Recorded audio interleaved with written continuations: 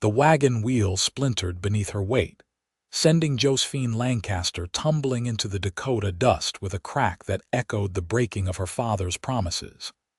And as the townspeople of White River rushed forward, she heard only half their gasps of concern through her good right ear, while the left remained silent as a grave. She pushed herself up from the ground, tasting dirt and humiliation in equal measure. The mercantile owner's wife, Mrs. Henderson, stood above her with a disapproving frown that seemed permanently etched into her weathered face. It was August of 1878, and the late summer sun beat down mercilessly on the small South Dakota settlement. "Girl, you need to watch where you are stepping," Mrs. Henderson said, but she spoke from Josephine's left side, and the words came muffled and distant, as though spoken through layers of wool. Josephine turned her head instinctively, presenting her right ear toward the woman. "I am sorry, madam. The wheel looked sturdy enough. Sturdy enough for someone paying proper attention, perhaps." The older woman's lips pursed tighter.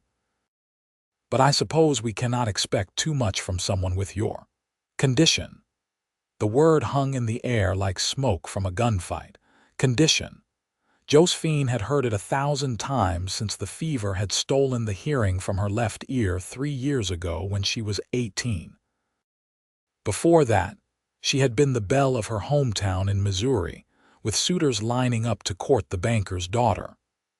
After the fever, after the damage, those same young men had scattered like tumbleweeds in a storm. Her father had moved them west 6 months ago, hoping for a fresh start, a place where nobody knew about his daughter's impairment. But secrets had a way of revealing themselves, and within weeks, the whispers had started. White River was too small for secrets, too isolated for privacy. Everyone knew everything about everyone, and what they did not know, they invented. Damaged goods, she had heard Mrs. Henderson tell the blacksmith's wife just last week. Pretty enough to look at, I suppose, but what man wants a wife who cannot hear him half the time? Imagine trying to call her for supper and having her stare at you blank as a fence post. Josephine brushed the dust from her blue calico dress and gathered the packages that had spilled from her arms. The main street of White River stretched before her, a collection of rough wooden buildings that promised civilization but delivered only isolation. The general store, the saloon, the livery stable, the church, and perhaps 24 homes clustered around them like nervous sheep. Beyond the town, the vast Dakota prairie rolled endlessly toward distant hills where pine forests darkened the horizon. She finished collecting her parcels and hurried toward home, keeping her right ear angled toward the street so she would hear any approaching wagons or horses. Her father would be waiting, probably already deep into his evening whiskey despite the sun still hanging above the western hills. Since her mother's death 2 years ago, he had retreated into bottles and bitterness, leaving Josephine to manage the household on the meager wages he earned as a clerk in the land office. The house was small, just 3 rooms of rough-hewn timber with gaps that would let in the brutal Dakota winter winds. Josephine pushed through the door and found her father exactly where she had expected him, slumped at the kitchen table with an empty glass before him. "You are late," he muttered without looking up. "I fell on Main Street. The wagon wheel broke. Clumsy." He poured another measure of whiskey, just like your mother could never watch where she was going either. Josephine bit her tongue against the retort that wanted to escape. Her mother had been graceful as a dancer, kind as spring rain. But arguing with her father when he was drinking was like arguing with a fence post, and about as productive. She set her packages on the counter and began preparing dinner, moving quietly through the familiar motions. Potatoes, beans, a small piece of salt pork that would have to stretch for several meals. As she worked, she thought about Mrs. Henderson's words, about the way people looked at her now, about the future that seemed to narrow with each passing day. 21 years old, and she was already being dismissed as an old maid, damaged beyond repair. The few unmarried men in White River had shown initial interest until they learned about her hearing. After that, the invitations to socials had stopped, the polite conversations had died away, and she had become invisible except when people wanted to gossip about her. She was serving the meager dinner when someone knocked at the door. Her father did not move, so Josephine wiped her hands on her apron and went to answer. A young boy stood on the porch, Tommy Baker from the livery stable. "Miss Lancaster, my pa says your order came in. The supplies from Rapid City. Says you should collect them tomorrow because he needs the space." "Thank you, Tommy. Please tell your father I will be there first thing in the morning." The boy nodded and scampered off into the gathering dusk. Josephine closed the door and returned to the table, where her father was already eating without waiting for her. "What supplies?" he asked around a mouthful of potato. "The winter provisions I ordered last month, the flour and sugar and coffee, the things we will need when the snow comes. Waste of money. We have to eat. We could eat cheaper if you learned to be more careful with the household funds." She said nothing, knowing that the household funds would stretch much further if he stopped spending half his wages on whiskey. But there was no point in saying it. She had learned that lesson months ago. After dinner, she cleaned the dishes and prepared for bed, lying in her small room and listening to the sounds of the prairie night through her good ear. Coyotes howling in the distance, the wind rustling through the dry grass, the occasional creak of the house settling on its foundation. Through her left ear came only silence, that vast and lonely quiet that had become her constant companion. She dreamed that night of sound, of hearing music from all directions, of understanding conversations without constantly turning her head, of not seeing the pity and dismissal in people's eyes. When she woke at dawn, the dream evaporated like morning mist, leaving only the familiar reality of her half-silent world. Josephine dressed quickly and made her way to the livery stable before the heat of the day set in. The stable was at the far end of town, a large barn that smelled of horses and hay and leather. Mr. Baker was already at work, brushing down a mare in one of the stalls. "Miss Lancaster, good morning. Your supplies are in the back room, quite a load, I am afraid.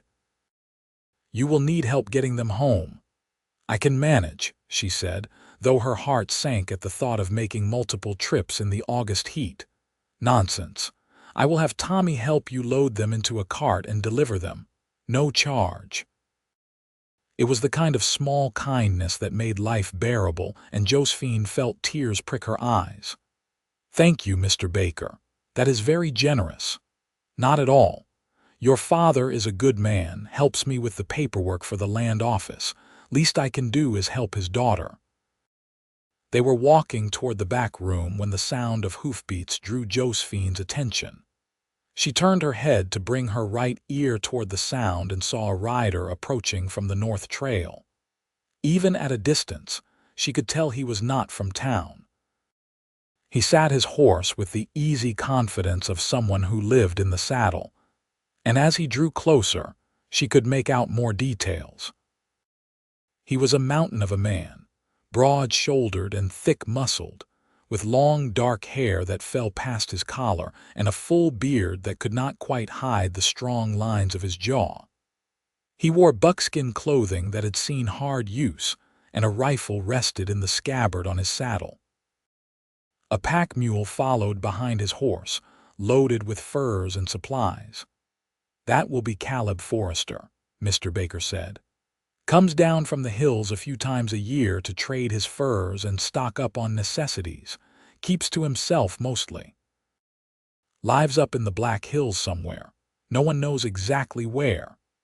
Josephine watched as the mountain man rode up to the livery and dismounted with fluid grace despite his size. Up close, he was even more imposing, standing well over 6 feet tall with arms that looked like they could snap a man in half. But his eyes, when they swept across the stable yard, were a startling shade of blue, clear and intelligent. "Baker," he said by way of greeting, his voice a deep rumble. "Need to board my horse and mule for a few days while I conduct my business." "Of course, Mr. Forrester." "The usual stall." The mountain man nodded and began unsaddling his horse. Josephine knew she should look away, should return to collecting her supplies, but something about him held her attention. Perhaps it was the way he moved, economical and purposeful. Perhaps it was the gentle way he handled his animals despite his obvious strength. Perhaps it was simply that he had not yet looked at her with pity or dismissal. As if sensing her gaze, Caleb Forrester turned his head and their eyes met. For a moment, neither looked away. Then Mr. Baker cleared his throat. "Mr. Forrester, this is Miss Josephine Lancaster. She and her father moved to White River about 6 months back. Miss Lancaster, this is Caleb Forrester, one of our most reliable trappers." The mountain man touched his hat in a polite gesture. "Madam." "Mr. Forrester," she replied, and then, because she could not help herself, added, "You come down from the Black Hills." "I do. Have a cabin up in the high country near Harney Peak. It must be beautiful there." "It is." His eyes lingered on her face for another moment, and she wondered what he saw. A woman marked as damaged goods, or something else. Then he turned back to his horse and began brushing the animal down with practiced strokes. Mr. Baker guided Josephine to the back room where her supplies waited. There were indeed quite a few sacks and crates, far more than she could have carried on her own. As promised, he called Tommy to help load everything into a small cart, and within half an hour they were making their way back to her house. Her father was gone when she arrived, already at the land office despite his hangover. Josephine and Tommy worked together to carry the supplies inside and stack them in the small pantry. She gave the boy a coin for his trouble, and then she was alone again with her thoughts. She could not stop thinking about the mountain man. There had been something in his gaze, something that had not carried the usual pity or dismissal. He had looked at her as though she were simply a person, not a damaged thing to be whispered about. It was such a small thing, but it settled in her chest like warmth from a fire. The next few days passed in their usual rhythm. Josephine kept house, cooked meals, and tried to ignore the whispers when she went to town for supplies. Her father drank and complained and occasionally went to work. The August heat pressed down on White River like a physical weight, making everyone irritable and short-tempered. She saw the mountain man twice more during that time. Once, he was coming out of the general store with supplies, and he nodded to her as she passed. The second time, she was at the town well drawing water when he rode by on his horse. He stopped and dismounted without being asked. "Allow me, madam," he said, taking the heavy bucket from her hands and lowering it into the well with ease. "Thank you, but I can manage." "I am sure you can.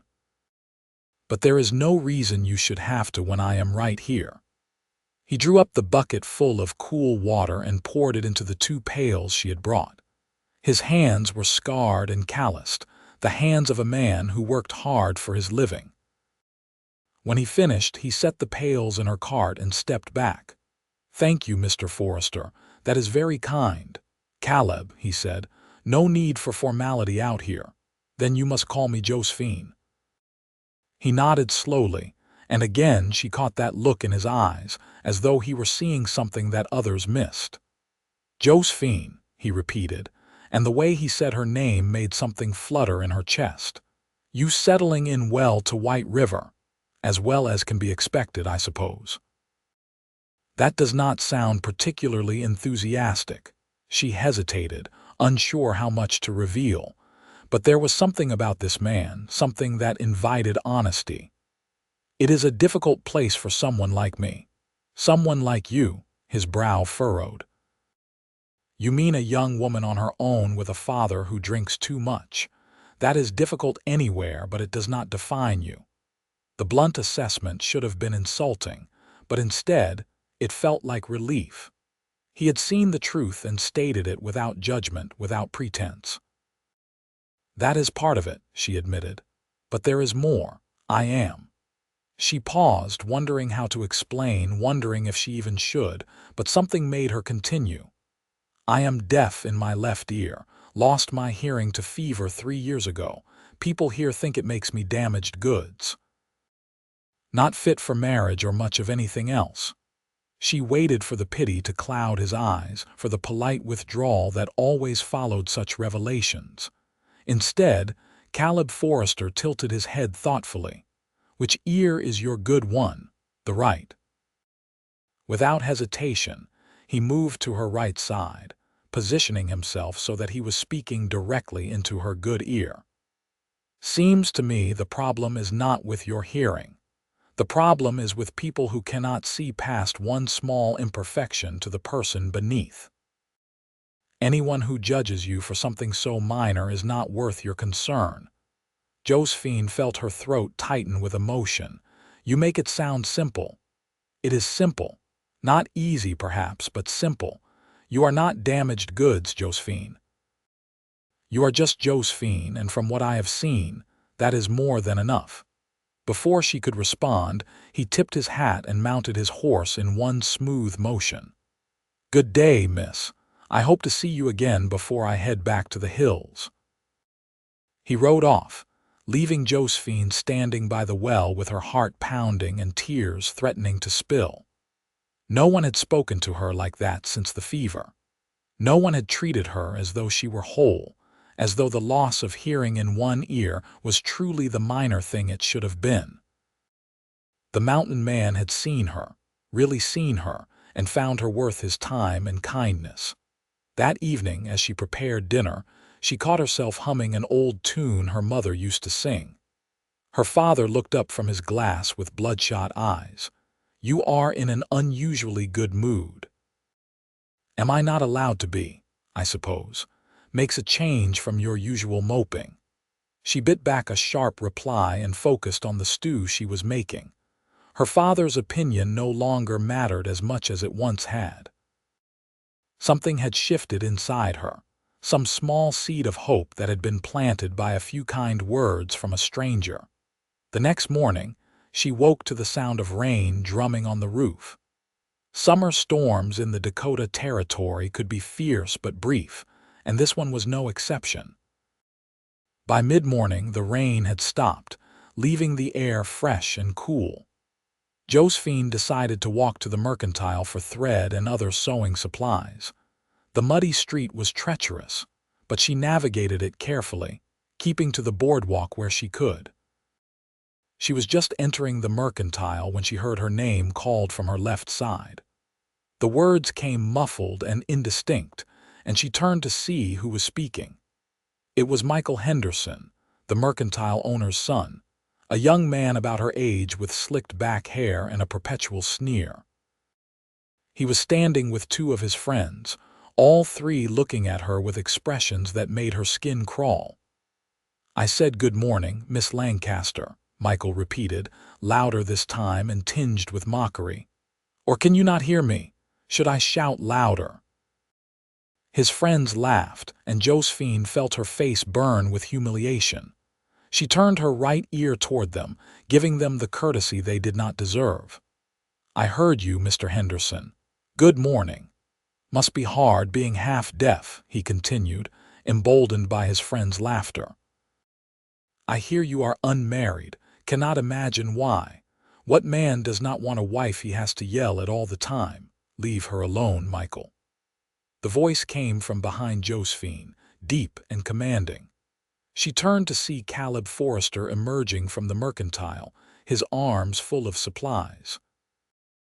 He set them on the boardwalk and stepped forward, placing himself between Josephine and the three young men. Michael's bravado faltered in the face of the mountain man's size and obvious strength. "We were just talking, Forrester. No harm meant."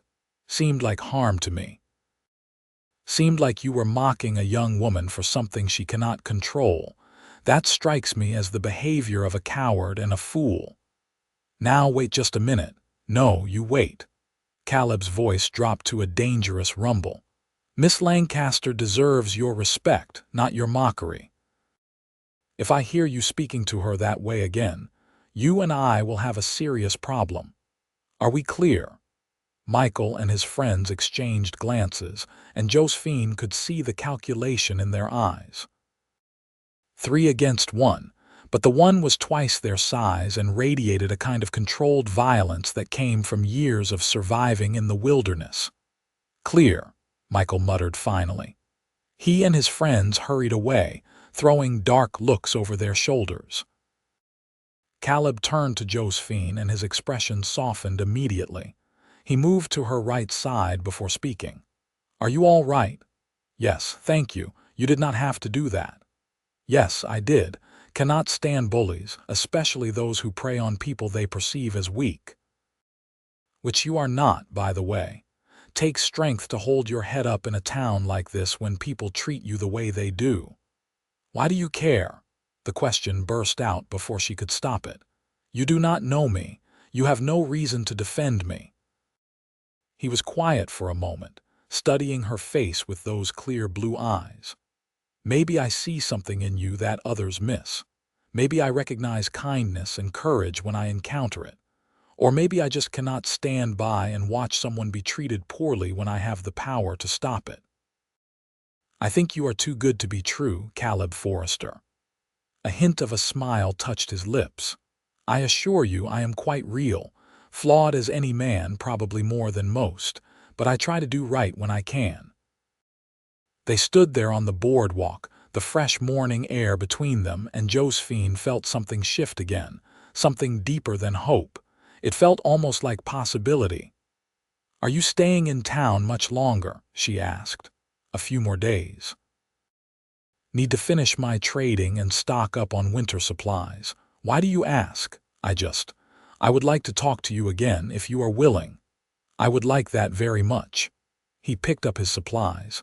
"Tell me, Josephine, have you ever been up to the ridge above town? There is a spot where you can see for miles in every direction." "I have not. My father does not approve of me wandering off." "What if you were not wandering? What if you were taking a supervised walk with a respectable mountain man?" There was warmth in his voice, almost teasing. "I am not sure mountain men are generally considered respectable." "Fair point. But I promise you would be completely safe. I could show you the ridge tomorrow afternoon if you are interested. The view alone is worth the walk." Josephine knew she should decline. Unmarried women did not go walking alone with men they barely knew, especially men with reputations as wild as mountain men. But she found herself nodding. "Tomorrow afternoon. I can meet you at the edge of town by the trail north." 2 o'clock. 2 o'clock, she agreed. He smiled, a real smile that transformed his entire face, and Josephine felt her heart skip. Then he tipped his hat and headed off down the boardwalk, leaving her standing outside the mercantile with her pulse racing. The next day seemed to crawl by with agonizing slowness. Josephine completed her morning chores in a distracted haze, her mind already on the ridge and the mountain man who would be waiting. Her father left for the land office without noticing anything unusual in her demeanor, and by the time 2 o'clock approached, she was changed into her best walking dress and bonnet. Caleb was waiting where he had promised, sitting on a fallen log at the edge of town. His horse was tethered nearby, grazing on the prairie grass. When he saw her approaching, he stood and moved to her right side automatically. "I was not sure you would come. I said I would. People do not always do what they say. It is refreshing when they do." They started walking up the trail that led into the low hills north of town. The afternoon was warm but not oppressively so, and a breeze from the west kept them comfortable. Caleb walked slightly behind her and to her right, keeping himself positioned so that she could hear him easily without straining. "How long have you lived in the mountains?" she asked as they climbed. "About 8 years now. Came west after the war, could not settle back into regular life. Tried working in Chicago for a while, nearly went mad from all the noise and people. One day I just packed up and headed for the frontier, never looked back. Do you get lonely up there by yourself? Sometimes. But I prefer it to being surrounded by people and still feeling alone. At least in the mountains, the solitude is honest." She understood exactly what he meant. She had felt more alone in crowded rooms in Missouri than she ever had by herself. "What is it like, your cabin in the Black Hills?" "Small. 1 room, really, but it has everything I need. A good stove, a solid roof, walls thick enough to keep out the winter cold. There is a creek running nearby full of trout, and the silence." He paused. "Not silence, really. The forest is full of sound, birds singing, wind in the pines, animals moving through the brush. But it is peaceful sound, natural. Does that make sense?" "Perfect sense. Sometimes I think the hardest thing about losing my hearing on one side is that I can no longer hear the layers of sound. Everything comes from one direction now, flat and simple. I miss the richness of it." "I imagine that must be difficult." "It is. But I am learning to adapt. I am not the same person I was before the fever, and I suppose that is all right. We all change. The question is whether we let those changes make us bitter or whether we find ways to grow around them." They had reached the ridge, and Caleb was right about the view. White River lay below them like a child's toy town, the buildings small and neat, the prairie stretching in all directions until it met the horizon. To the west, the Black Hills rose up dark and mysterious, their pine-covered slopes a stark contrast to the golden grasslands. "It is beautiful," Josephine breathed. "It is. I come here sometimes when I am in town, just to remember how big the world is, how small our troubles are in comparison." They sat on a flat rock, and for a while, neither spoke. Josephine was acutely aware of his presence beside her, the solid warmth of him, the way he seemed completely comfortable in the silence. It was rare to find someone who did not feel the need to fill every quiet moment with chatter. "Can I ask you something?" Caleb said finally. "And you can tell me it is none of my business if you want. You can ask. Why do you stay here? In White River, I mean. It is clear the town has not been kind to you. Why not move somewhere else, somewhere you might find more acceptance?" "Where would I go? I have no money of my own, no skills that would earn me a living. My father, for all his faults, provides a roof over my head, and leaving would feel like admitting defeat, like letting the Michael Hendersons of the world win. Those are all reasons, but they are not the real reason. What is the real reason?" She was quiet for a long time, staring out at the vast prairie and trying to find words for feelings she had barely admitted to herself. "I suppose I am scared. Scared that everywhere will be like White River, that everyone will see me the way they do. At least here I know what to expect. The devil, you know, as they say. And what if there was somewhere you could go where people did not see you as damaged? Where you could just be Josephine, whole and complete and valued for who you are?" Her throat tightened. "I do not think such a place exists. I think it does. I think there are all kinds of places like that, if you are brave enough to look for them." She turned to look at him, really look at him. His profile was strong against the afternoon sky, his eyes fixed on the distant hills. "Is that what your cabin is for you? A place where you can just be yourself?" "It is. But it has been lonely too. I did not fully realize how lonely until I met you." The words hung in the air between them, weighted with meaning. Josephine's heart pounded so hard she was sure he could hear it. "Caleb, we barely know each other." "I know, and maybe I am a fool for saying anything. But life up here is hard and short, and I have learned not to waste time dancing around the truth. So here is my truth. I have met a lot of people in my 30 years, men and women both, but I have never met anyone who affected me the way you do. There is something about you, Josephine Lancaster, that makes me want to be a better man. That makes me think maybe I do not have to spend the rest of my life alone in those hills. I do not understand. What are you saying? He turned to face her fully, positioning himself carefully so she could hear every word. I am saying I would like to know you better. I am saying I think you are brave and kind and beautiful, and anyone who cannot see that is blind. I am saying that if you wanted to leave this town, to find that place where you could be valued for who you are, I would help you. I would take you to my cabin, show you what life could be like away from small-minded people. And if you decided you liked it, if you decided you liked me, well, I would consider myself the luckiest man alive. Tears spilled down Josephine's cheeks before she could stop them. You are asking me to run away with you. You must be mad, probably, but it does not make what I am saying any less true. We have known each other 4 days. 5, actually. And I have made decisions based on less in my life. Sometimes you just know, Josephine. Sometimes you meet someone and something clicks into place, and you realize this is what you have been looking for all along without even knowing you were searching. She wanted to believe him. Oh, how she wanted to believe him. But years of rejection and whispers had taught her to be cautious, to protect herself from hope that could shatter. What if you are wrong? What if you get me up to your cabin and realize I am not what you thought? What if my hearing bothers you after all, or you discover I cannot survive in the wilderness, or 1,000 other things go wrong?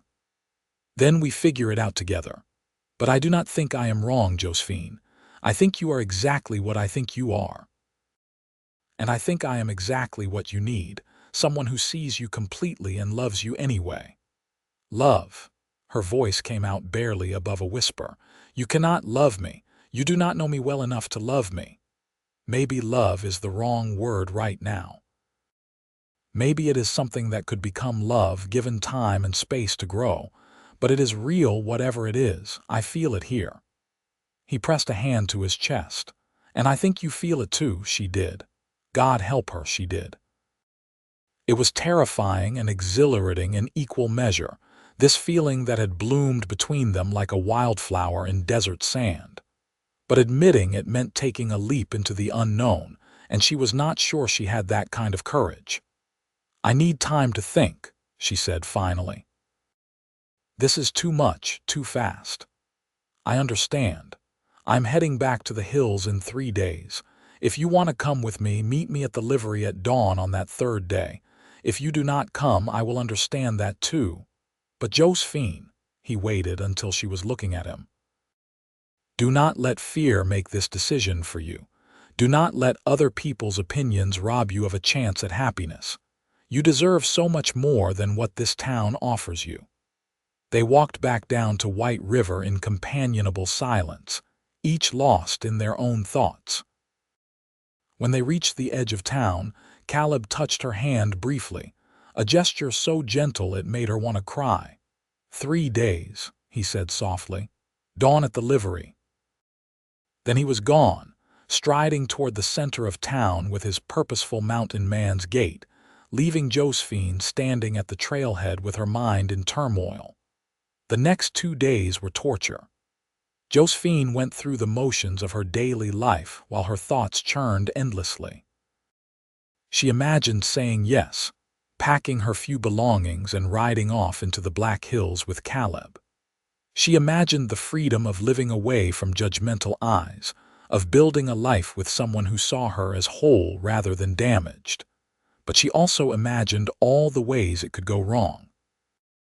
What if she hated the isolation? What if Caleb changed his mind once he really got to know her? What if her father tracked them down and dragged her back? What if she was making the biggest mistake of her life? On the 2nd evening, She was preparing dinner when her father came home earlier than usual and more sober than expected. He sat at the table and watched her work with an expression she could not quite read. "I heard something interesting at the land office today," he said finally. Josephine's hand stilled on the knife she was using to chop vegetables.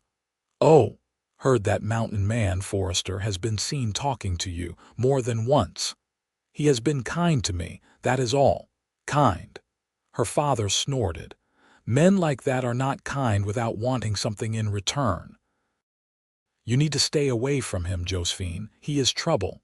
He has been nothing but respectful." "I do not care. I will not have my daughter consorting with some wild mountain man. What would people think?" "People already think the worst of me, father. In case you have not noticed, I am considered damaged goods in this town. Unmarriageable. A burden. What could possibly be worse than that?" Her father's face reddened with anger. "You are being dramatic. So you lost hearing in one ear. It is not the end of the world. You just need to be patient, and eventually, some decent man will see past it. I have been patient for 3 years, and no decent man is going to see past it, because they have all decided I am not worth the trouble. Caleb is the only person in this entire town who treats me like I am whole and worthy of respect. Caleb, is it? So you are on a first-name basis with this man." Her father stood, his chair scraping loudly against the floor. "I forbid you from seeing him again. Do you hear me? I forbid it." Josephine set down the knife and turned to face her father fully. For the first time in months, perhaps years, she felt a clarity settle over her like cool water. "You can forbid all you want, father. But I am 21 years old, and I am tired of living half a life to satisfy other people's expectations. I am tired of being invisible except when people want someone to pity or mock. And I am tired of staying in a place that makes me feel small and broken." "What are you saying?" "I am saying that if someone offers me a chance at something better, I am going to take it. I am saying that I would rather risk everything on the possibility of happiness than spend the rest of my life playing it safe and being miserable. You are talking about that mountain man. You are thinking of running off with him." Her father's voice rose dangerously. "I will not allow it. I will lock you in your room if I have to. Then you will have to lock me in. But the moment you let me out, I will leave. You cannot keep me here forever, father. And even if you could, what kind of life would that be? For either of us." They stared at each other across the small kitchen, and Josephine saw something shift in her father's eyes. Maybe it was realization that she meant what she said. Maybe it was recognition that he could not control her anymore. Or maybe, just maybe, it was a flicker of understanding that he had been failing her for a long time. "You will regret this," he said finally, but the fight had gone out of his voice. "Maybe. But at least it will be my regret, my choice. Can you understand that?" He did not answer, just turned and walked out of the house, probably heading for the saloon. Josephine stood in the kitchen, her heart pounding, and realized she had just made her decision. Whatever happened now, she was going with Caleb Forrester to the Black Hills. She was taking the leap. She barely slept that night, too full of nervous energy and anticipation. Hours before dawn, she rose and packed her belongings into a single bag. She did not have much. A few dresses, some personal items, the locket that had belonged to her mother. Everything else could be left behind. She wrote a brief note to her father, trying to explain what she could not seem to say to his face. She told him she loved him despite everything, that she hoped he would find his way out of the bottle someday, that she would write when she was settled.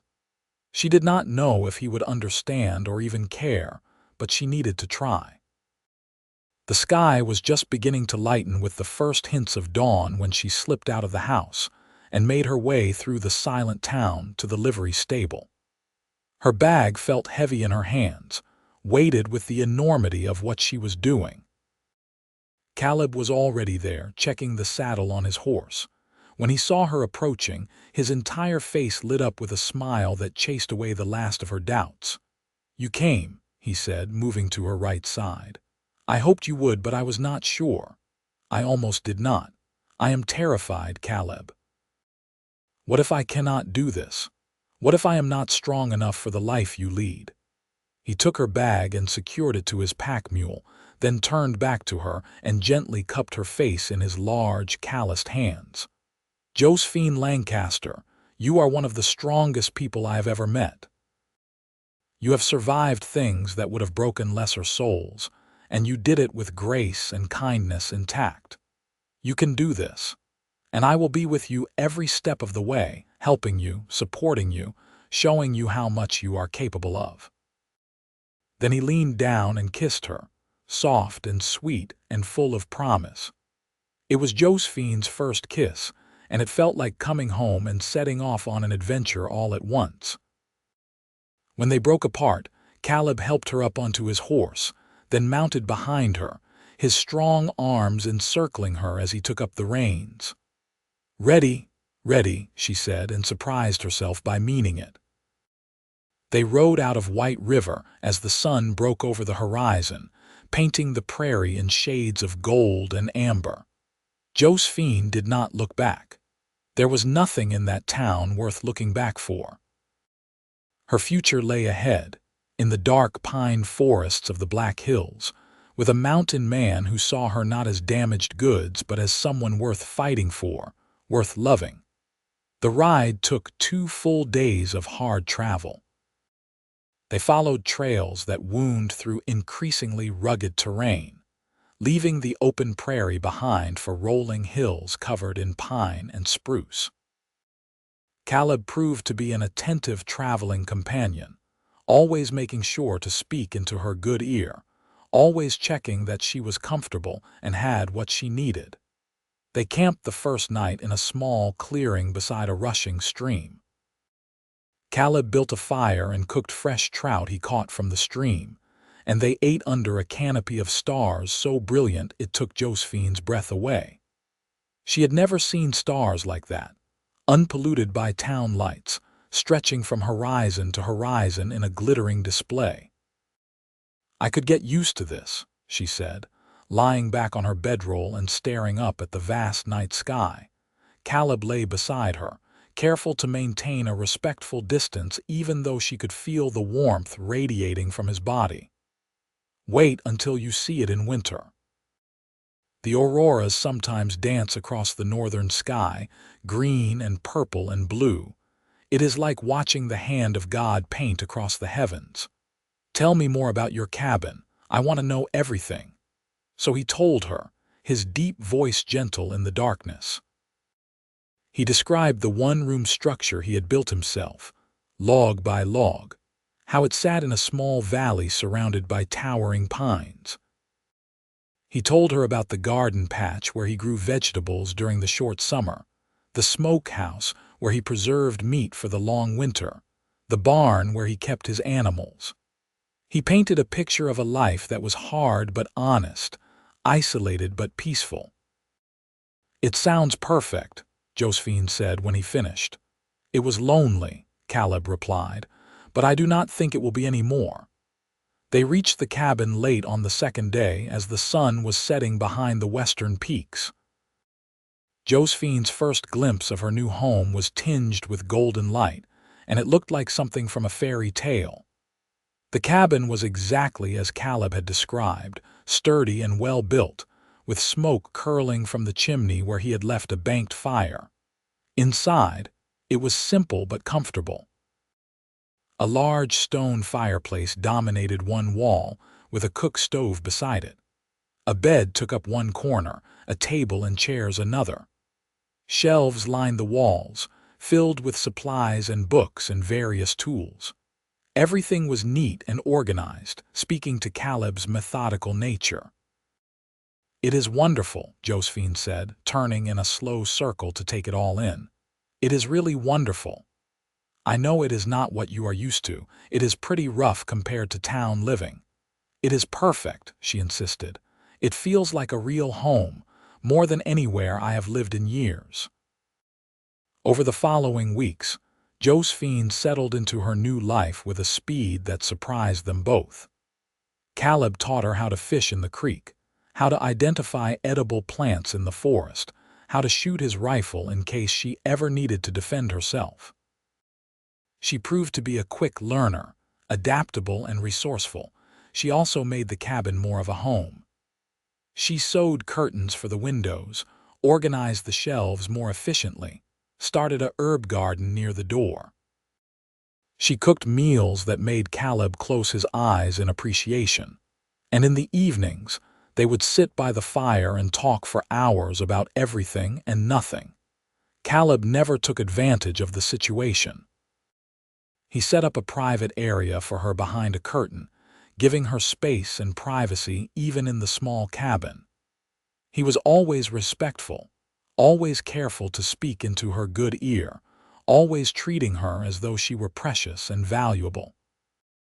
But the attraction between them grew stronger with each passing day. Josephine found herself watching him as he worked, admiring the play of muscles beneath his shirt, the capable way he handled every task, and she often caught him looking at her with an expression that made her heart race. One evening, about a month after her arrival, they were sitting by the fire after dinner when Caleb cleared his throat nervously. "Josephine, I need to ask you something." She turned to face him, presenting her good ear. "What is it? I know we have not known each other very long. And I know you might need more time, but I have to tell you, I love you. I am completely, utterly in love with you. You have brought light and laughter and life to this cabin, and I cannot imagine going back to the way things were before you came. So I am asking, hoping, praying that maybe you might feel the same way." Tears filled Josephine's eyes, but they were happy tears, joyful tears. "Oh, Caleb, I love you too. I think I have loved you since that first day at the livery when you moved to my good side without me having to ask. You have shown me what it means to be valued, to be cherished.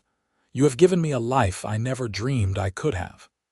He closed the distance between them and kissed her again, and this time it was deeper, more passionate, full of all the longing they had been holding back. When they finally broke apart, both breathing hard, Caleb rested his forehead against hers. "Marry me," he said.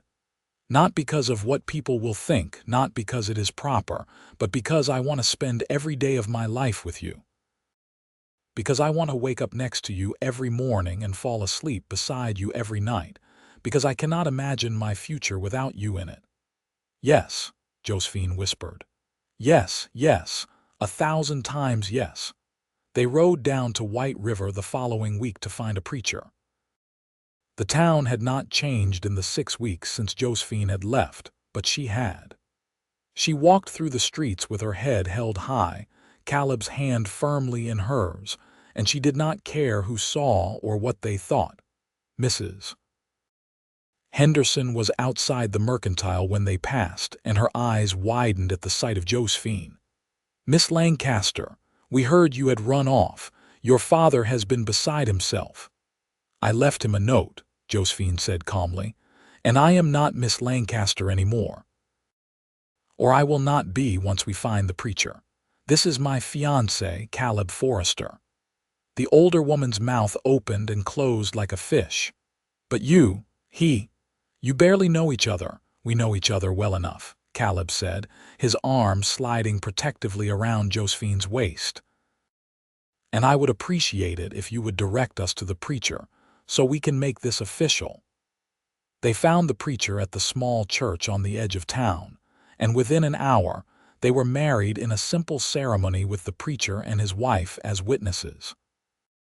Caleb slipped a ring on Josephine's finger, a simple gold band he had commissioned from the town's blacksmith, and when the preacher pronounced them husband and wife, the kiss they shared was full of promise for the future. On their way out of town, they stopped at the land office. Josephine's father looked up from his desk, and his face went through a series of expressions when he saw her: surprise, relief, anger, resignation. "Hello, Father," Josephine said quietly. "I wanted to let you know I am well, and that I am married now." Her father looked at Caleb, really looked at him, and something passed between the two men. Some understanding, some acknowledgement of things that did not need to be spoken. "He will take care of you?" her father asked finally. "He already has," Josephine replied. "Better than I have ever been taken care of before." Her father nodded slowly. He looked older than she remembered, more worn down. "I am sorry, Josephine, for not being what you needed, for not protecting you from the whispers, from the judgment. You deserved better." It was not much of an apology, but it was more than she had expected. She stepped forward and hugged him briefly. "Take care of yourself, Father. Stop drinking so much. Find something to live for besides the bottom of a bottle." "I will try," he said, but they both knew he probably would not. Some people were too far gone to save themselves. As they rode back toward the Black Hills, Josephine felt a weight lift from her shoulders. She had said her goodbyes, closed that chapter of her life. Now she could focus on the future, on building a life with the man she loved in the mountains that had already begun to feel like home. The first year of their marriage was full of discovery and joy. Caleb taught Josephine the rhythms of mountain life, the patterns of the seasons, the skills she needed to thrive in the wilderness. She proved to be naturally gifted at tracking, able to read signs in the forest that many people would miss. Her partial deafness actually helped with this. She was already accustomed to paying close attention to visual cues, to reading situations through more than just sound. They worked together to improve the cabin, adding a small addition for storage and expanding the garden. Caleb took her on his trap lines, showing her the routes he traveled through the mountains. They saw elk and deer, black bears and mountain lions, eagles soaring overhead. The wilderness that had seemed so intimidating at first became familiar, beloved. In the evenings, they would sit by the fire, and Caleb would read to her from the books he had collected over the years. He always positioned himself on her right side, his voice clear and steady, bringing stories to life. Sometimes Josephine would rest her head on his shoulder, feeling the rumble of his words through his chest, and think that she had never been happier. Their physical relationship deepened naturally, tenderly. Caleb was always gentle with her, always attentive to her needs and comfort. He made her feel beautiful and desired, two things she had never expected to feel again after the fever. In his arms, she was not damaged or incomplete. She was simply Josephine, loved and cherished for exactly who she was. The winter was long and harsh, as Caleb had warned it would be. Snow piled up to the eaves of the cabin, and for weeks at a time they were completely isolated from the outside world. But Josephine did not mind. She had everything she needed: a warm home, plenty of food that they had carefully preserved, and most importantly, the man she loved. They spent those long winter nights talking about their dreams for the future. Caleb wanted to expand their homestead, maybe get a few head of cattle. Josephine wanted to learn more about healing herbs and medicines. She had discovered she had a knack for it during the summer when she had successfully treated a nasty cut on Caleb's arm. "Maybe we could help other people who are struggling," she said one snowy evening. "People like me, who do not fit into regular society. We could offer them a place here, a community where they could be themselves without judgment." Caleb considered this, his arm around her shoulders as they sat by the fire. "That is a beautiful idea. This valley is big enough for several homesteads. We could help people start over, build new lives. We could be the beginning of something good," Josephine said softly. "Something kind and accepting." "We already are," Caleb replied, kissing the top of her head. "Just by being together, just by refusing to let other people define what we can or cannot be, we are proving that love is stronger than prejudice." That is its own kind of revolution. Spring came eventually, as it always did, bringing with it an explosion of life and color.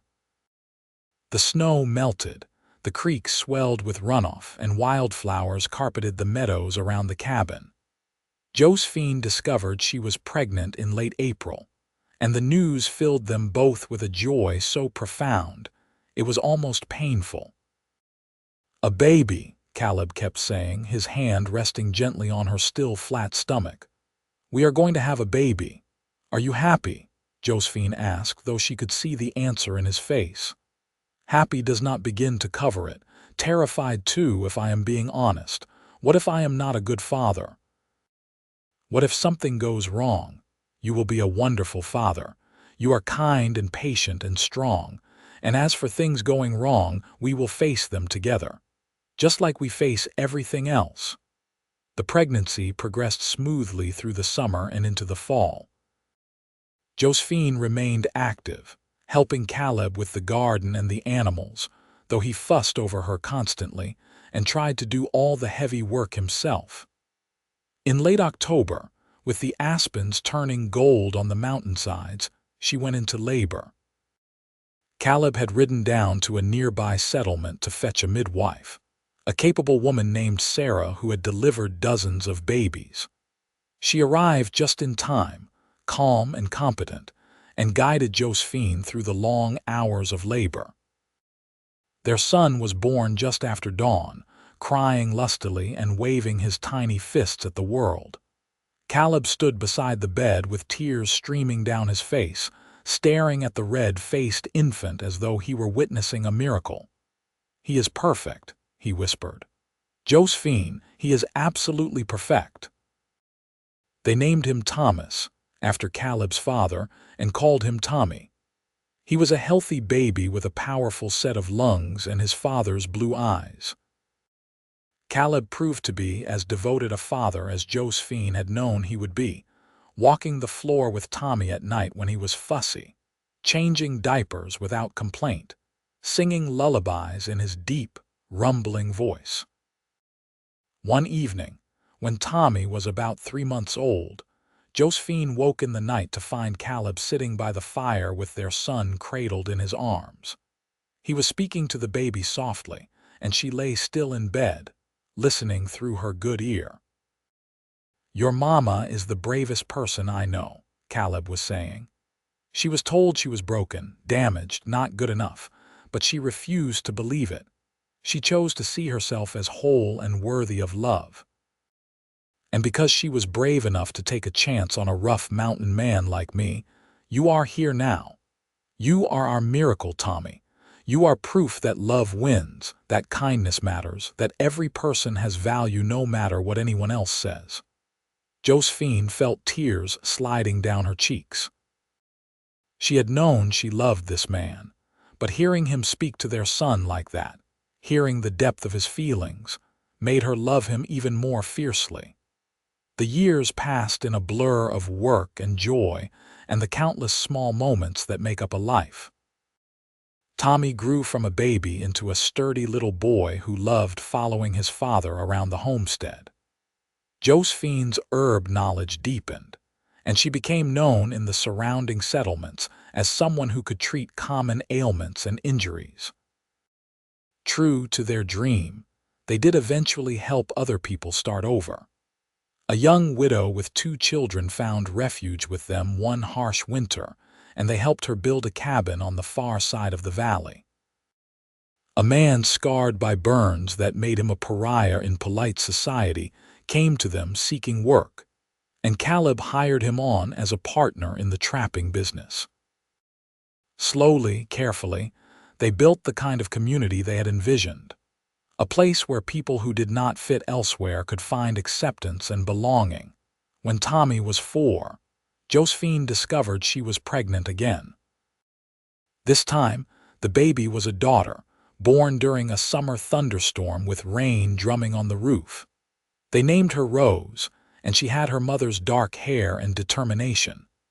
2 children, Caleb marveled, holding his daughter while Tommy tried to climb into the bed to see his new sister. "How did I get so lucky?" We both got lucky, Josephine corrected. Or maybe it was not luck. Maybe it was just two people being brave enough to choose love over fear. Life in the mountains was not always easy.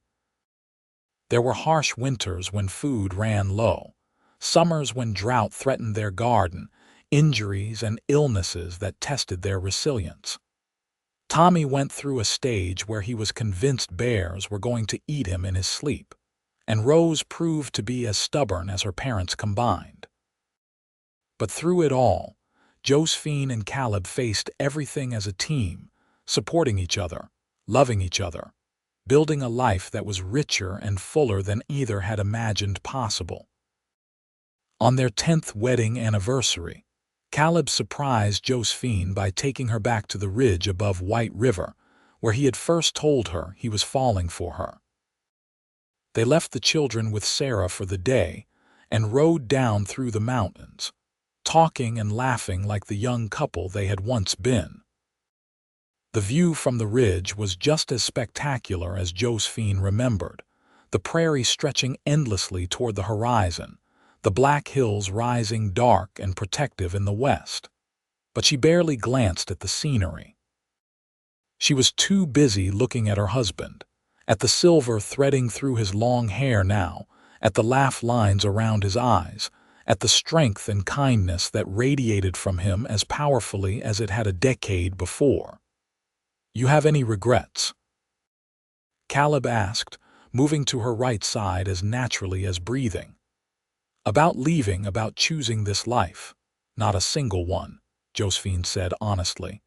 "This life has been everything I dreamed of and more. You have been everything I dreamed of and more. I was so scared you would not show up that morning at the livery. I was terrified you would let fear win." "I was terrified too. But you taught me something important, Caleb. You taught me that being damaged goods was never about my hearing. It was about how people chose to see me, how I chose to see myself. And you taught me that real love does not care about imperfections. It just cares about the person underneath all the surface details." He pulled her close, wrapping his strong arms around her, and she rested her head against his chest, hearing the steady beat of his heart through her good ear. "You were never damaged, Josephine. You were always perfect, always whole. I just wish everyone else could have seen what I saw." "It does not matter what everyone else saw. It only matters what you saw, what you see. And what I see when I look at you is the best man I have ever known. My mountain man who spoke only love into my good ear when everyone else was shouting hate. My husband, my partner, my home." They stood there on the ridge for a long time, holding each other as the sun traced its arc across the vast Dakota sky. Below them, White River had not changed much, still the same small collection of buildings where narrow-minded people lived narrow lives. But Josephine felt no bitterness toward the town anymore. In a strange way, she was grateful for it. If White River had accepted her, she never would have been desperate enough to take a chance on a mountain man. She never would have discovered the life she was meant to live, the love she was meant to share. As they rode back toward the Black Hills, toward their cabin and their children and the community they had built, Josephine thought about how far she had come from that day when she fell in the street and everyone whispered about damaged goods. She thought about the courage it had taken to leave everything familiar behind, to trust in a stranger's kindness, to believe in the possibility of love. But mostly she thought about how right it had all turned out, how every difficult choice and scary moment had led her to exactly where she was supposed to be. She thought about Caleb riding beside her, solid and steady as the mountains themselves. She thought about Tommy and Rose waiting at home, probably driving Sarah to distraction with their energy and questions. She thought about the life they had built together, a life full of hard work and laughter, challenges and triumphs, and above all, love. The cabin came into view as the sun was setting, smoke curling from the chimney, light glowing warmly in the windows. Tommy burst out the door the moment he heard the horses, Rose tottering after him on her chubby toddler legs. Caleb dismounted and scooped them both up, one in each powerful arm, and Josephine's heart swelled with so much love she thought it might burst.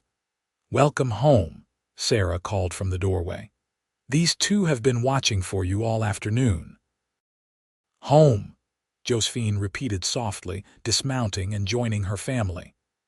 She wrapped her arms around all of them, Caleb and Tommy and Rose, and felt the rightness of it settle into her bones. This was home. Not the cabin, though she loved it. Not the valley, though it was beautiful. Home was these people, this love, this life they had chosen together. That night, after the children were asleep and Sarah had departed for her own cabin down the valley, Josephine and Caleb sat by the fire as they had done countless times before. Caleb was on her right side, exactly where he belonged, and his hand was clasped firmly in hers. "Tell me something," Josephine said. "When you first saw me at the livery that day, what did you really think? Be honest." Caleb was quiet for a moment, considering. "I thought you looked sad, defeated. Like you were carrying a weight too heavy for anyone to bear alone. And I thought you were beautiful, of course. But mostly, I thought here is someone who has been told lies about herself for so long she has started to believe them. And I wanted to show you the truth." "What truth?" "That you are remarkable, strong and brave and kind. That you are not broken or damaged or any of the other cruel things people said. That you are simply Josephine, and Josephine is more than enough."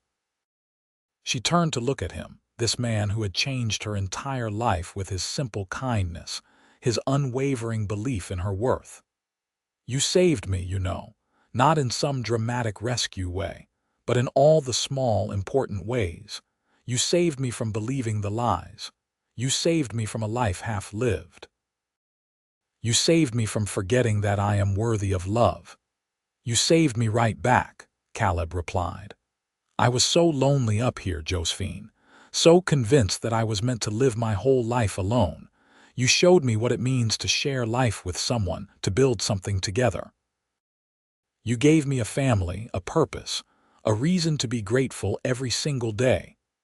They sat in comfortable silence after that, watching the fire burn down to embers, secure in each other's presence. Outside, the wind sang through the pines and a wolf howled somewhere in the distant darkness. But inside the cabin, all was warmth and safety and love. The years continued to roll by, bringing their share of changes and challenges. Tommy grew into a responsible young man who helped his father with the trapping and trading.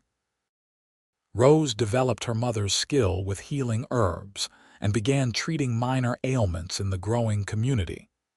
Josephine's hair gained threads of silver, and Caleb's shoulders stooped slightly from decades of hard work. But their love never wavered, never diminished. If anything, it grew deeper and richer with time, like wine aging in a cellar. They added a third child when Josephine was 35, another son they named Samuel. He was a surprise, coming almost 8 years after Rose, but he was welcomed with joy. And true to family form, he was as stubborn and determined as his parents and siblings. The community in their valley thrived. More people came seeking refuge from judgment and narrow-mindedness, and the mountain man and his wife always found room for one more. They built a small school where Rose taught the children their letters. They established a trading post where trappers and farmers could exchange goods. They created something rare and precious, a place where people were valued for who they were rather than what they looked like or what limitations they might have. Josephine never did regain hearing in her left ear, but she stopped thinking of it as a loss. It was simply part of who she was, no more defining than her brown eyes or her skill with herbs. Caleb never stopped positioning himself on her right side when he spoke to her, but it had long since ceased to be a conscious action. It was just the way they existed together, adapted perfectly to each other's needs. On Josephine's 40th birthday, the whole community gathered for a celebration. There was food and music and dancing, and Josephine found herself surrounded by people who loved her, who valued her, who saw her as whole and complete. It was everything she had never dared to dream of during those dark days in White River. As the party wound down and the sun set behind the peaks, Caleb pulled her aside to a quiet spot overlooking the valley. He took both her hands in his and looked at her with those clear blue eyes that still made her heart skip. 19 years, he said. 19 years since you showed up at that livery with your bag and your courage and your willingness to take a chance on a rough mountain man. Best decision I ever made, asking you to come with me. Best decision you ever made, saying yes. I would make the same choice 1,000 times over, Josephine said. Every hardship, every struggle, every moment of doubt was worth it to end up here, with you, with our family, with this life we have built. Do you remember what I told you that day on the ridge? When I said I was falling in love with you, you said I was brave and kind and beautiful. You said anyone who could not see that was blind. I also said that if you wanted to leave White River, I would help you find a place where you could be valued for who you are. I think we did that, Josephine, not just for you but for everyone here. We created the place we were both searching for. Josephine looked out over the valley, at the scattered cabins with their glowing windows, at the people who had become family, at the life they had all built together. We did. And it is beautiful. You are beautiful, Caleb corrected. The valley is just reflecting your light. He kissed her then, sweet and gentle, and Josephine tasted 19 years of love and partnership and unshakable commitment. When they broke apart, she rested her forehead against his, breathing in his familiar scent of pine and leather and home. Thank you, she whispered, for seeing me when I was invisible, for loving me when I was told I was unlovable, for speaking only love into my good ear when the world was shouting hate. Always, Caleb replied. For as long as I draw breath, I will speak only love to you. It is the easiest promise I have ever kept. They returned to the party hand in hand, ready to celebrate with the community they had built, the family they had created. As Josephine looked around at the smiling faces, at Tommy and Rose and Samuel laughing with their friends, at the people who had found refuge and belonging in this mountain valley, she felt a profound sense of peace settle over her. This was what happiness looked like. Not the absence of hardship or challenge, but the presence of love strong enough to weather any storm. Not the elimination of imperfection, but the acceptance that imperfection is part of what makes us human, what makes us real. Not the approval of everyone, but the devotion of the right someone. She had been called damaged goods, broken, unmarriageable. She had been dismissed and pitied and told she would never find happiness. But she had proved them all wrong, not by fixing herself or hiding her deafness, but by refusing to accept their limited vision of what her life could be. By being brave enough to trust in a mountain man's kindness, bold enough to risk her heart, strong enough to build a new life in the wilderness. And in doing so, she had discovered a fundamental truth. We are not defined by what we have lost, but by what we choose to do with what remains. We are not damaged by our imperfections, but made unique by them. And we are not limited by what others believe about us, but only by what we believe about ourselves. As the party continued late into the night, with music and laughter echoing through the valley, Josephine danced with her husband under the stars. Caleb held her close, guiding her through the steps, and she could hear the music perfectly through her good ear.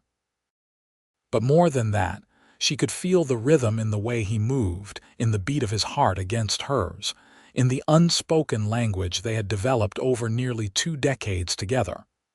I love you, she said, looking up at him. More than words can express. I love you too, Caleb replied, speaking directly into her right ear as he always did.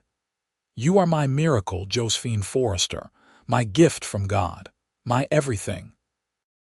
And there, under the vast Dakota sky with the mountains standing guard around them, in the community they had built and the life they had chosen, surrounded by love and acceptance and belonging, Josephine knew with absolute certainty that she was home. The years that followed were full and rich, marked by the normal rhythms of life in their mountain valley. Children grew and married and started families of their own. The community expanded and evolved, always maintaining its core value of acceptance and kindness. Josephine and Caleb grew old together, their bodies wearing the marks of hard work and harsh winters, but their love remaining as strong and steady as the mountains themselves. Tommy married a girl from a neighboring settlement and built his own cabin near his parents' place. He and his wife gave Josephine and Caleb 4 grandchildren, rambunctious and curious, who loved spending time with their grandparents. Rose married a young man who had come to the valley after losing his arm in a logging accident, and together they ran the school and raised 3 children of their own. Samuel, ever the adventurous one, became a guide and scout, leading expeditions through the Black Hills, though he always came home to the valley eventually. Through it all, Josephine and Caleb remained the heart of the community. Even as they aged, even as their steps slowed and their bodies grew frail, they continued to welcome newcomers, to offer guidance and support, to embody the principles of acceptance and love that had founded their valley settlement. On their 50th wedding anniversary, with grandchildren and great-grandchildren running around their cabin, Josephine sat in her rocking chair by the fire and marveled at the life she had lived. She was 71 years old now, her hair completely silver, her face lined with age and laughter. Caleb sat beside her, 80 years old, his once powerful frame stooped but still solid. They held hands, fingers intertwined as they had done for 5 decades. "You remember the day we met?" Josephine asked, her voice softer now but still clear. Caleb leaned close to her right ear, his position automatic after all these years. "I remember thinking you were the saddest, most beautiful thing I had ever seen. I remember wanting to chase that sadness away, to show you how much you deserved to be loved. You succeeded," she said with a smile. "Beyond your wildest dreams, you succeeded." "We succeeded," he corrected. "You were brave enough to trust me, brave enough to leave everything familiar behind. That is what made all of this possible." Their grandson William, Tommy's oldest boy, came running up with a drawing he had made. "Grandma, look.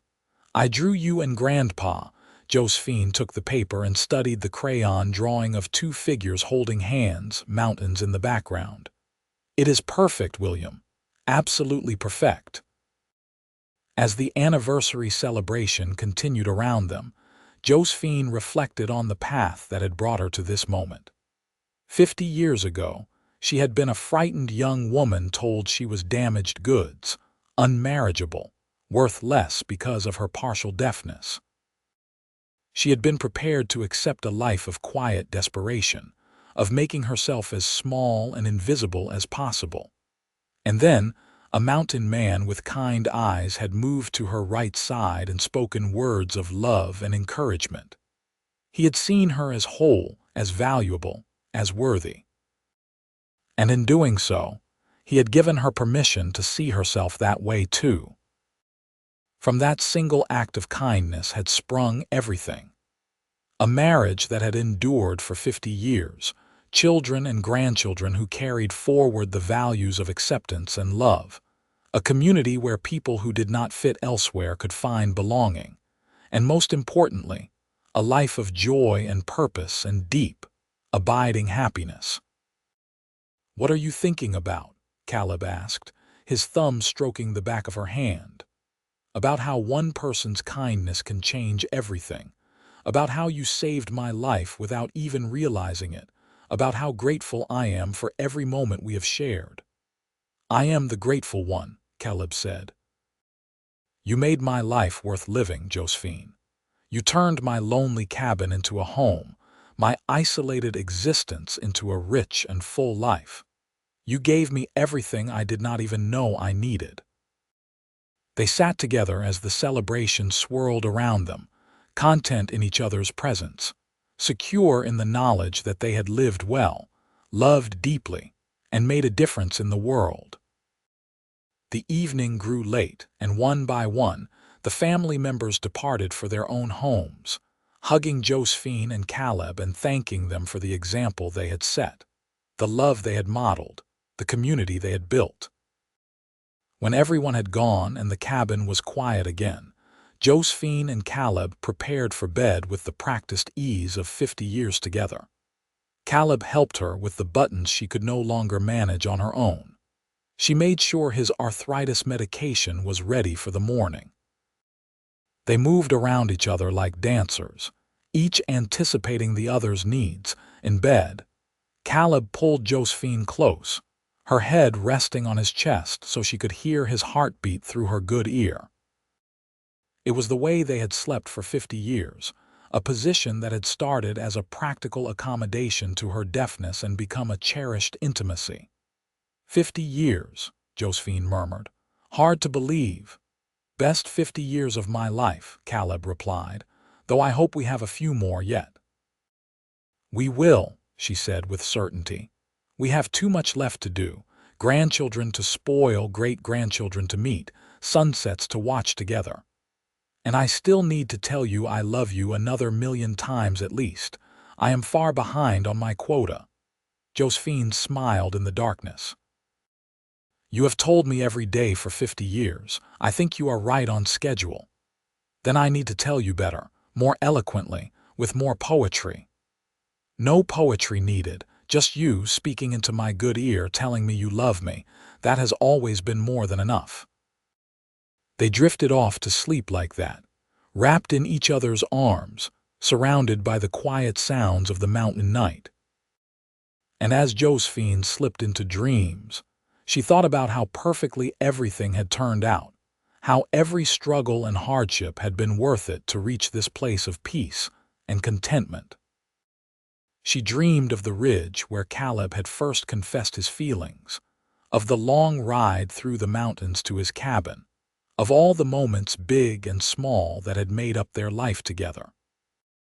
She dreamed of children being born and growing up, of community gatherings and winter storms weathered together, of holding hands and speaking love into good ears, and building something beautiful out of what others had discarded.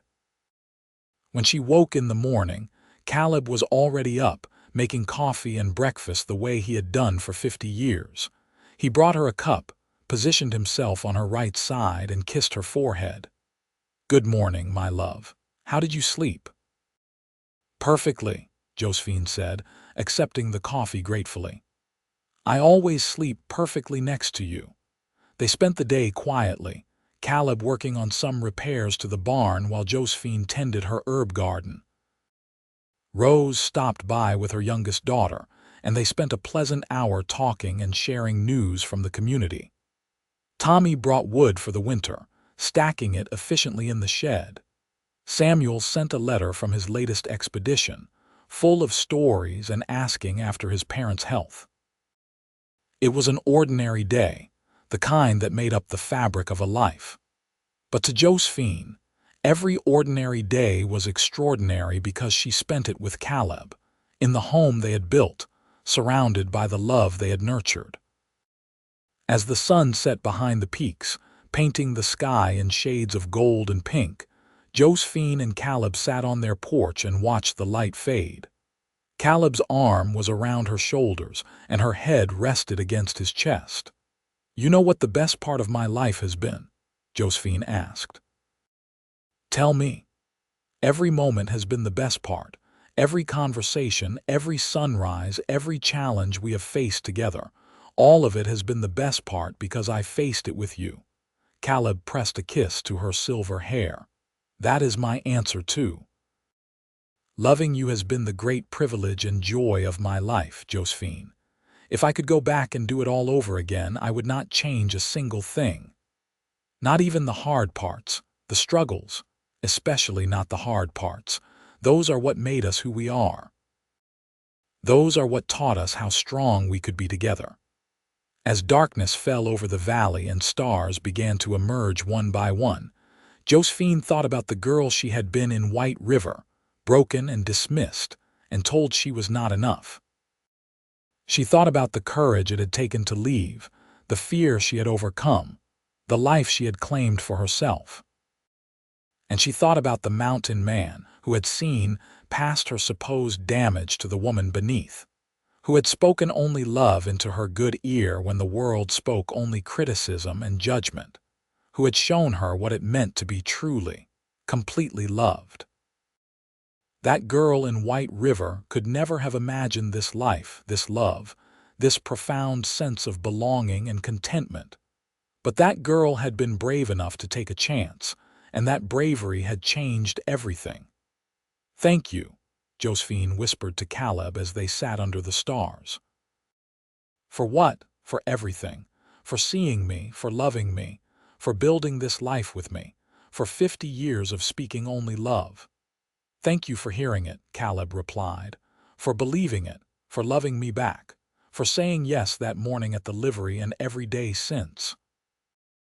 They sat together in the comfortable silence of two souls who knew each other completely, who had weathered every storm together, who had built something lasting and beautiful out of nothing more than kindness and courage and love. And as the stars wheeled overhead and the night wind sang through the pines, Josephine knew with absolute certainty that her story, which had begun with such pain and rejection, had found its perfect ending. Not in dramatic rescue or miraculous healing, but in the quiet, enduring love of a mountain man who had always seen her as whole. She was not damaged goods. She had never been damaged goods. She was simply Josephine, loved and valued and cherished, exactly as she was. And that, in the end, was all she had ever needed to be. The seasons continued their eternal dance, winter giving way to spring, summer yielding to fall. Josephine and Caleb grew older still, their movements slower, their bodies more frail. But their spirits remained strong, buoyed by love and family, and the knowledge that they had lived their lives well. On a crisp autumn morning, with the aspens blazing gold on the mountainsides, Caleb woke to find Josephine unusually quiet beside him.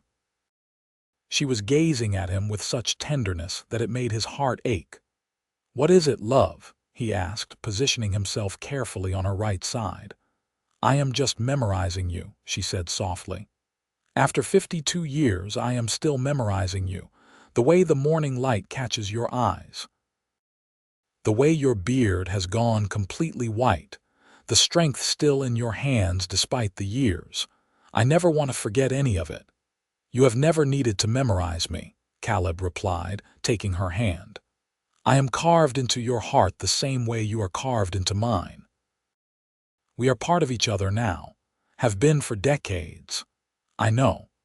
But I still like to look at you to remind myself that this is real, that I did not dream this life." They rose slowly and went about their morning routine, helping each other with tasks that had become more difficult with age. Their children and grandchildren checked on them regularly, offering assistance, but Josephine and Caleb remained fiercely independent, determined to care for each other as they always had. That afternoon, Rose brought news that a young woman had arrived in the valley, fleeing an abusive situation in a town 2 days' ride away. She was staying with one of the families temporarily, but she was frightened and uncertain about her future. "Would you talk to her, Mama?" Rose asked. "I think hearing your story might give her hope." So Josephine and Caleb walked slowly to the cabin where the young woman was staying. Her name was Elizabeth, and she had bruises on her arms and fear in her eyes. She sat across from Josephine and Caleb in the small kitchen, twisting her hands nervously. "I do not know what to do," Elizabeth said, her voice breaking. "I have nowhere to go, no skills, no money. Everyone says I should just go back, that I am too damaged now for anyone else to want me. That I made my bed and should lie in it." Josephine leaned forward, making sure Elizabeth could see her face clearly. "I want to tell you something, and I need you to really hear it. You are not damaged. Whatever has been done to you, whatever you have survived, it has not broken you. It has only shown how strong you are. But how can you know that? You do not know me. I know enough. I know you were brave enough to leave, to choose yourself over an abusive situation. That takes courage most people never have to find, and I know what it is like to be called damaged goods." Josephine tucked her hair behind her ear, showing Elizabeth which ear was deaf. "I lost my hearing on one side to fever when I was 18. The man I was supposed to marry left me. My community whispered that I was unmarriageable, broken, not worth anyone's time." Elizabeth's eyes widened. "But you seem so happy now, so loved." "I am. Because I met someone who saw past the supposed damage to who I really was, and more importantly, I learned to see myself that way too. That is the real secret, Elizabeth. Not finding someone else to validate you, though that helps, but learning to validate yourself, learning to know your own worth regardless of what anyone else says." Caleb spoke up then, his voice gentle. Josephine could have stayed in that town, accepting the scraps people were willing to give her, believing she deserved no better. Instead, she took a chance on something more. She was brave enough to claim the life she deserved. You can do the same thing. They talked for over an hour, answering Elizabeth's questions, sharing their story, offering hope where there had been only despair. When they finally left, Elizabeth's eyes were clearer, her shoulders straighter. She had a long road ahead of her, but at least now she could see that a road existed. As Josephine and Caleb walked slowly back to their cabin, hand in hand, despite the arthritic pain in both their joints, Josephine felt a deep sense of satisfaction. "We are still doing it," she said to Caleb. "Still helping people see their own worth. Still building something good." "We will keep doing it as long as we draw breath," Caleb replied. "It is the best legacy we can leave." Another year passed, then another. Josephine's health began to fail more noticeably, her body worn out from decades of hard work and mountain winters. But her spirit remained undimmed, her love for Caleb as fierce as ever. He cared for her tenderly, always positioning himself on her right side, always speaking love into her good ear, always treating her with the same respect and devotion he had shown from their first meeting. On a spring morning, with wildflowers blooming outside the cabin windows, Josephine woke feeling unusually tired. She knew, somehow, that her time was growing short, but she felt no fear, only gratitude for the life she had lived. "Caleb," she said softly, and he was beside her immediately, taking her hand. "I am here, love, always here. I need to tell you something while I still can. I need you to know that every single day with you has been a gift. You saved my life in every way a person can be saved. You showed me what it means to be truly loved, truly valued. You gave me a life beyond my wildest dreams." Tears streamed down Caleb's weathered face. "You saved me too, Josephine. You brought light into my darkness, joy into my solitude. You are the best thing that ever happened to me." "Promise me something," she whispered. "Anything. Promise me you will remember that you are worthy too, that you deserve to be happy, that if I go first you will not spend whatever time you have left mourning. You will celebrate what we had and find joy wherever you can. I promise. Though I do not know how I will manage without you. The same way I would manage without you, by remembering that our love does not end, even when our time together does.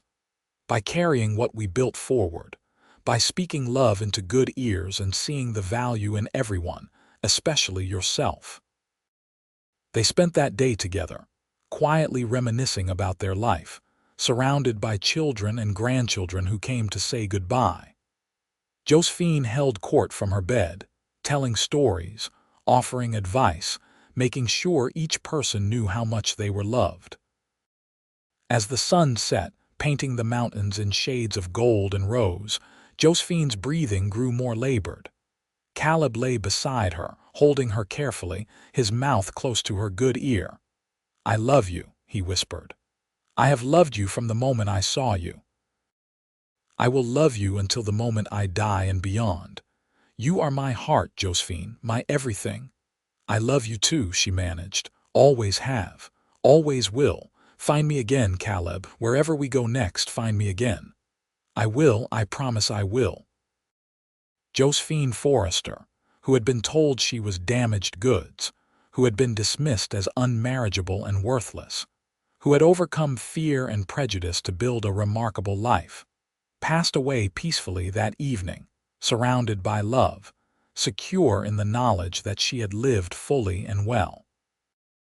Caleb kept his promise to her.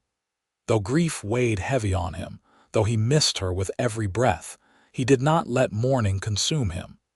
He continued caring for their community, continued welcoming newcomers, continued sharing their story with anyone who needed to hear it. He lived for 3 more years, years filled with grandchildren and great-grandchildren, with sunsets and memories, with the knowledge that he had loved well and been loved completely in return. When he finally joined Josephine, passing quietly in his sleep on a summer night, his last words were simple. "I am coming, love. Wait for me." Their legacy lived on in the valley they had settled, in the community they had built, in the children and grandchildren who carried forward their values of acceptance and kindness. Elizabeth, the young woman they had counseled in their final years, went on to start a sanctuary for women fleeing abuse. Tommy became known throughout the territory as a fair and honest trader who treated everyone with respect. Rose and her husband trained dozens of teachers who spread throughout the West, creating schools where all children were valued regardless of their differences. And the story of Josephine and Caleb, the deaf woman and the mountain man who spoke only love into her good ear, was told and retold, inspiring generations to look past surface imperfections to the value beneath, to speak kindness instead of judgment, to choose love over fear. In the end, that was their greatest gift, not just the life they built for themselves, but the example they set for others. They proved that being different did not mean being less. That supposed damage was often just a different kind of strength. That real love saw people completely and loved them anyway, not in spite of their imperfections but with them, as part of the whole, beautiful, complicated package of being human. Their cabin still stands in that mountain valley, preserved by descendants as a reminder of what courage and love can accomplish. Visitors come from far and wide to see it, to hear the story, to draw inspiration from 2 people who refused to accept the limitations others tried to place on them. And on quiet evenings, when the wind whispers through the pines and the setting sun paints the peaks in shades of gold, some say you can still feel their presence there, still sense the love that transformed not just 2 lives, but an entire community. Still hear, if you listen carefully, the echo of a mountain man's voice speaking only love into a good ear, and a woman's joyful response that she heard him, she believed him, and she loved him right back with all her undamaged, unbroken, perfectly whole heart.